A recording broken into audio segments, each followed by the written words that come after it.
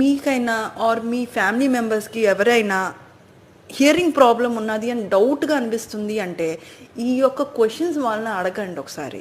మీకు ఏమైనా సరిగ్గా వినిపిస్తుందా, ఆర్ మీ మాట్లాడు వినబడుతుంది కానీ అర్థం కావట్లేదు.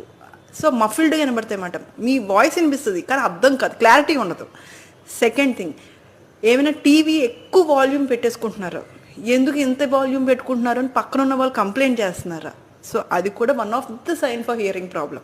అండ్ ఇంకోటి, వాళ్ళు మాట్లాడుతున్నప్పుడే గట్టిగా మాట్లాడతారు, చాలా స్లోగా మాట్లాడతారు, ఎక్స్ట్రీమ్ లెవెల్స్ మాట, మరీ గట్టిగా మరీ స్లోగా. ఇలాంటి ఏమైనా ప్రాబ్లం ఉన్నది అన్నా కూడా అక్కడ హియరింగ్ ప్రాబ్లం ఉన్నది అని ఇండికేషన్.